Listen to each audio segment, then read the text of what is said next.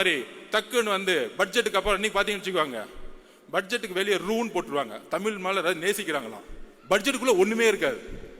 அதாவது எப்படி வந்து ஒருத்தர் கோடீஸ்வரன் கேட்டா பேரை வந்து கோடீஸ்வரன் பேர் வச்சிருங்க, கோடீஸ்வரன் எல்லாம் அந்த மாதிரி தான் ரூன்னு போட்டுட்டாங்க. பட்ஜெட் வந்து சிறந்து விளங்கிருச்சு. 5 லட்சம் கோடி லோனு, எல்லா லோனையும் மறைச்சாச்சு, ஆனால் வளர்ந்துருச்சு. ஸோ இந்த மாதிரி பொய் மீடியா செட்டிங்ஸு, அப்புறம் யூடியூப்ல ஒரு 20 பேர் செட்டிங்ஸு, எங்கே பார்த்தாலும் நம்ம திறந்தோம்னா அப்படியே அப்படியே அவங்க மட்டும்தான் தெரியும். இல்லை நடுவில் நம்ம அண்ணாமலை வந்து திடீர்னு டைவெர்ட் பண்ணி விடுவார் நம்மளை திட்டின உடனே. ஆனால் இப்போ அவங்களுக்கு பயம் வந்துருச்சு. என்னப்பா நம்மளை கொஸ்டின் கேட்கறதுக்கெல்லாம் ஆளே கிடையாது, இத்தனை நாள் வரைக்கும் ஒருத்தர் வந்துட்டாரு, இவர் எப்படிப்பா அடக்கிறது?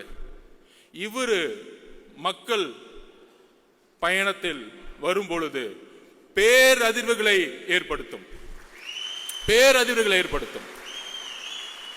அவர் கேட்கக்கூடிய ஒவ்வொரு கேள்வியும் மக்கள் மனசில் இருக்கக்கூடிய கேள்வி கேட்கக்கூடிய சிந்தனைகளா மாறும். இதை தான் பயப்படுறோம். அதனாலதான் தமிழக வெற்றி கழகத்தின் மீது கடுமையான எதிர்ப்புகளும், ஆளுங்கட்சி, எதிர்கட்சி, ஒன்றிய கட்சி, எல்லா கட்சி எதிரி.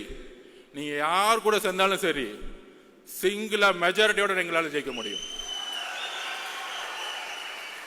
அதுக்கு சொல்லுவாங்க நிறைய அரசியல் புலிகள், தரவுகள் பாத்தீங்கன்னா, இல்ல இவ்வளவு பர்சன்டேஜ் தான் இருக்கு, எவ்வளவு பர்சன்டேஜ் தான் இருக்கு அப்படிலாம் செட் பண்ணிட்டு டிஎம்கேக்கு ஃபேவரா வந்து எல்லாம் கிளீனா பேசிட்டு இருப்பாங்க. எந்த அளவுக்கு வந்து நடிப்புனா, கெட் அவுட் மோடின்னு ஒரு பிரச்சாரத்தை உருவாக்குவாங்க திமுக. எல்லா ஊடகவியலாருக்கும் நான் பதிவு பண்றேன்.